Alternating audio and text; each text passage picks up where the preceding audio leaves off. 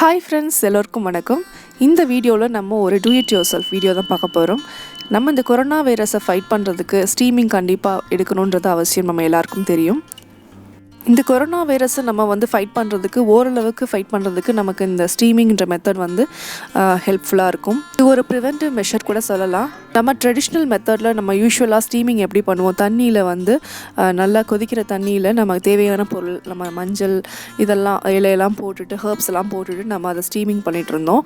So இதே கான்செப்டில் நம்ம வீட்டிலையே எப்படி ஸ்டீமர் ரெடி பண்ணுறது, டெய்லி ரெகுலராக நம்ம வெளியில் போயிட்டு வந்தோம்னா அதை ஸ்டீம் இன்ஹலேஷன் பண்ணுறதுக்கு எப்படி நம்ம பண்ணுறது அப்படின்றத நம்ம இந்த வீடியோ நம்ம பார்க்க போகிறோம். ஒரு சின்ன டிப் தான் நீங்கள் பார்க்குறீங்க. நம்ம வீட்டில் எல்லார் வீட்லேயும் குக்கர் இருக்கும்.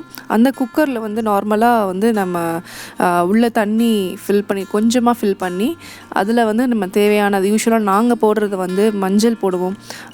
வேறு என்னென்ன திங்ஸ் ஹெர்ப்ஸ் வேணும்னா நீங்கள் போட்டுக்கலாம். யூக்கலிப்டஸ் ஆயிலும் போட்டுக்கலாம். ஸோ அதை மூடிட்டு குக்கரை மூடிட்டு விசில் கலட்டிடுங்க.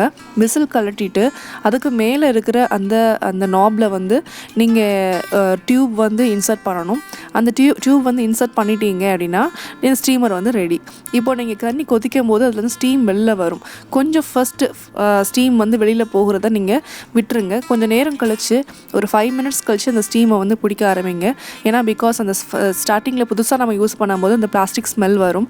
அதுக்கப்புறம் லேட்டராக அந்த பிளாஸ்டிக் ஸ்மெல் போயிடும். அந்த ஸ்டீம் நமக்கு ரொம்ப ஃபோர்ஸாக வரும். ரொம்ப ரொம்ப நல்லது. இது ஒரு விஷயம் கண்டிப்பாக கடைப்பிடிங்க. அந்த குக்கரில் ரொம்பவே கால்வாசி தண்ணி போதும், அதுக்கு கீழே கூட தண்ணி போதும். ரொம்ப தண்ணி வச்சுக்க வேண்டாம். வச்சுருந்தா தண்ணி லீக்கேஜ் வரும். ஸோ அது மாதிரி இல்லாமல் நீங்கள் இது மாதிரி ட்ரை பண்ணி பாருங்கள். நீங்கள் உள்ளே போட்டிருக்க ஹெர்ப்ஸோடு சேர்த்து நீங்கள் இன்ஹேல் பண்ணுவீங்க. அது ரொம்பவே நல்லது.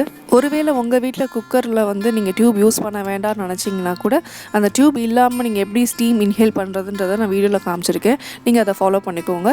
இந்த டிப் உங்களுக்கு ஹெல்ப்ஃபுல்லாக இருக்கும்னு நினைக்கிறேன். ஹெல்ப்ஃபுல்லாக இருந்தால் கண்டிப்பாக வீடியோ லைக் பண்ணிடுங்க, ஷேர் பண்ணுங்கள், சப்ஸ்கிரைப் பண்ணுங்கள். மறக்காமல் பக்கத்தில் இருக்க பெல் பட்டனை கிளிக் பண்ணுங்கள். அப்படின்னா தான் என்னோட வீடியோ நோட்டிஃபிகேஷன்ஸ் உங்களுக்கு உடனுக்குடன் சேரும்.